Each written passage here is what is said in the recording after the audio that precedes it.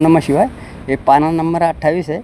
अभी देखते हैं ब्रह्म क्या लिखा है। ब्रह्म प्रतिपद्यतेति तथा च वक्ष्यति पादा मात्र मात्राच्च पादाः म उ आ र आट इत्यादि तदाह। क्या लिखा है? तदाह। अभी उसने विलक्षण ब्रह्म को प्राप्त किया जाए ऐसा ही पाद की मात्रा है और मात्रा ही पाद से इसी श्रुति से कहेंगे भी। अब यही बात करते हैं। अभी सर्व एतद् बाह्यमात्मा ब्रह्म सो यात्मा चतुष्प्यात। मतलब क्या लिखा है? सर्व हेत ब्रह्मेति सर्व यदुक्त ओंकार मात्रमिति तदेत ब्रह्म तच्च ब्रह्म परोक्षाभिहितं प्रत्यक्षतो विशेषण निर्देशति। आयामात्मा ब्रह्मेति आयामिति चतुष्पात्वेन ब्रह्मज्ञामानं प्रत्यगात्मतयाभिनयेन निर्देशति अयमात्यति सोह्य। अभी इसमें लिखा है मात्म शंकराभिध्यय परात्व लिखा है परत्वेन व्यवस्थित तुष्पात्कारशापन वन्न। बापरे क्या मस्त लिखा है भाई। गौरवितो त्रणायाम। क्या लिखा है? त्रणायाम विश्वदीनां पूर्व प्रविलापनेन तुरीयस प्रतिपत्तिरिति करण साधना। अभी इसमें उसने अभी देखो अभी क्या है। उसने विलक्षण ब्रह्म को प्राप्त किया जाए ऐसा है कि पाद की मात्रा है और मात्रा ही पाद है और इसी सूत्र से कहेंगे भी। अब यही बात कहते हैं। बस यही ब्रह्म ही है, यही आत्मा भी है, यही है, यही आत्मा। चार पादों को आंसर देता है। विभूतिपाद साधनपाद कैवल्यपाद विभूतिपाद साधनपाद विभूतिपाद कैवल्यपाद है। चार पाद है बराबर, अंश वाला है। यह सब ब्रह्म ही है। अर्थात यह सब जो ओंकार मात्र कहा गया है ब्रह्म अब तक परोक्ष रूप से बतला हुए ब्रह्म को विशेष रूप से प्रत्यक्षता यह आत्मा ब्रह्म है ऐसा कहकर निर्देश करते हैं। अयम शब्द द्वारा ये क्या लिखा है? चतुष्पाद रूप से विभक्त किए जाने वाले आत्मा को अंतरात्मा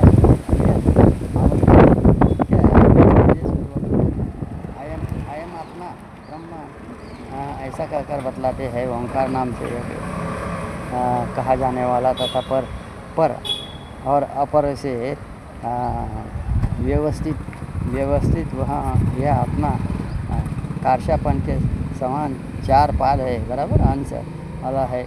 गौ के समान नहीं है। विश्व आदि तीन पादों में से क्रम से पूर्व का लय करते हुए अंत में तुरिया ब्रह्म की उपलब्धि होती है। तुरिया है ब्रह्म की, वो तो लिख ही रहा हो।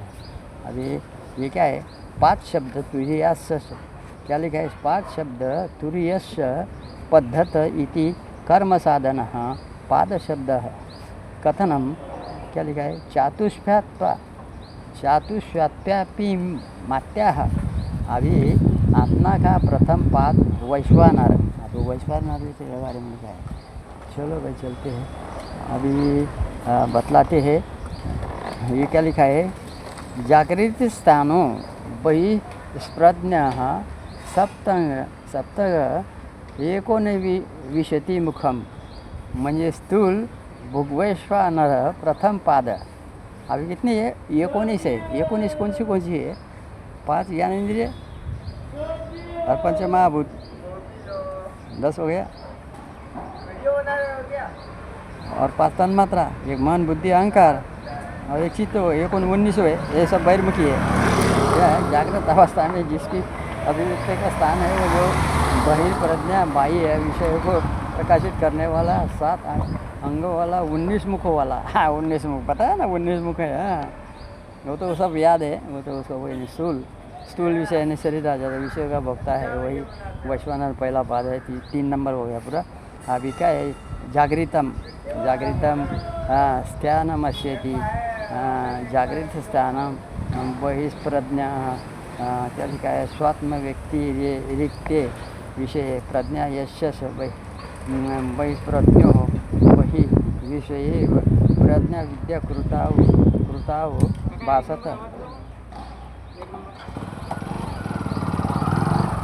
इत्यर्थ क्या लिखा है इत्यर्थ तथा तत्वंगाय न्यास्य तस्य हवा क्या लिखा है एतस्मात् मानो वैश्वानरस्य मूर्धव क्या है सुत्तेजात्व सुरभि स्वरूप प्राण क्या लिखा है पान पृथक मात्मा क्या लिखा है पृथक आत्मा संदेह बहु बोलो वसुदेवरी पृथ्वीव पादव 6 5 बटा 18 बटा 2 अवीति गृहोत्र कल्पना शेषत्व न वहीनियो। अभी इसमें देखो अभी क्या लिखा है भाई। अभी आत्मा का प्रथम पाद वैश्वनार अभी जगत अवस्था में जिसकी अभिव्यक्ति का स्थान है वो जो बहिर्प्रज्ञ है बाह्य जगत विषय को प्रकाशित करने वाला 7 अंकों वाला 19 मुखों वाला 7 अंकों वाला यही शब्द स्पर्श रूप रस गंध प्रकृति विकृति 7 हो गए। अब 19 हो गए 5 ज्ञानेंद्रिय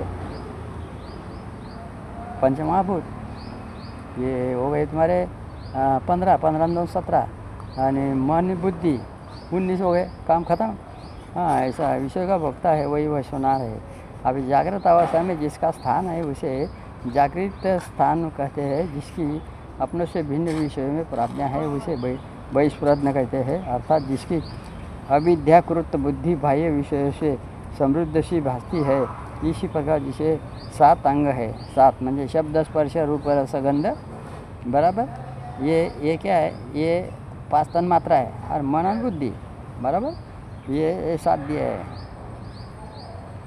प्रकृति और विकृति नाम 2 हो गए और 5 तन्मात्रा 7 हो गए। आत्मा का क्या है झुलोक सिर है सूर्य नेत्र है वायु प्राण है आकाश मध्य स्थान है देह है अन्न का कारण रूप जल ही मूत्र स्थान है और पृथ्वी ही चरण है। इस श्रुति के अनुसार अग्निहोत्र कल्पना में अंगभूत होने के कारण अवनीय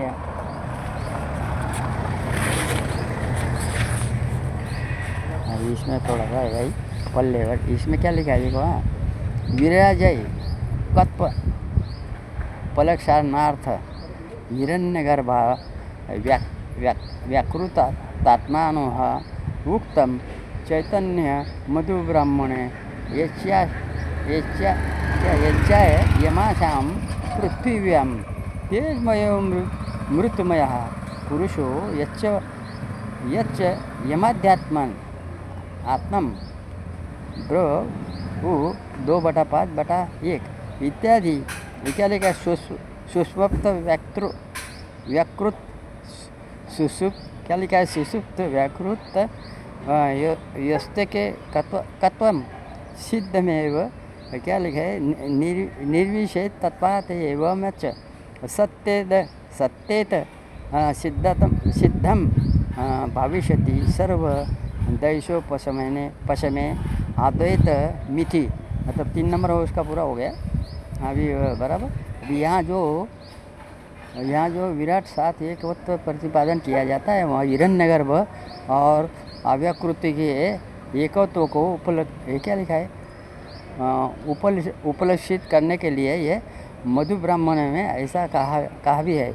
यह इसके पृथ्वी में तेजोमय एवं अमृतमय पुरुष है तथा यह जो अध्यात्म पुरुष है वे दोनों एक ही है इत्यादि कोई विशेषता न रहने के कारण सोए हुए पुरुष और व्याकृत का एकत्व तो सिद्ध ही है। ऐसा होने पर ही यह सिद्ध होगा कि मैं संपूर्ण द्वैत की निवृत्ति होने पर अद्वैती है।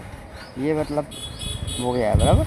अब ये थोड़ा बाकी है ये भी पढ़ लो। अभी इसमें आत्मा का द्वितीय पाद कैसा है द्वितीय पाद तेजस क्या है स्वप्नस्त्यानोऽनन्त प्रज्ञा ऐका सप्ताह एकोन विशंतिमुख प्रवृत्त भुक्तजसो द्वितीय पाद, ये 4 नंबर का श्लोक है। स्वप्न जिसका स्थान है तथा जिसको अंत प्रज्ञ 7 अंकों वाला 19 मुखों वाला है तो बताया, और सूक्ष्म विषय को भोगता है वह तेजस, इसका दूसरा पाद है। स्वप्न श्यामस्य तेजस्य स्वप्न प्रस्थान जागत प्रज्ञान के साधन बैरवी विषये वाव भासमान मन स्वप्न मात्रा सती तथाभूतं संस्कारं मनस्थ्यादते क्या है, तन्मनस्था संस्कृतम विचित्र इव पटो ये क्या ब्रसाधनापेक्षाम विद्या कामक मर्मु भी, मतलब ऐसा। अभी इसमें लिखा है स्वप्न में जिसका स्थान है जो अंत प्रज्ञा 7 अंड वाला 19 मुख वाला और सूक्ष्म विषय को भोगता है वही तेजस, इसका दूसरा पाद है। और स्वप्न तेजस का स्थान है, इसलिए यह स्वप्न स्थान वाला कहा जाता है।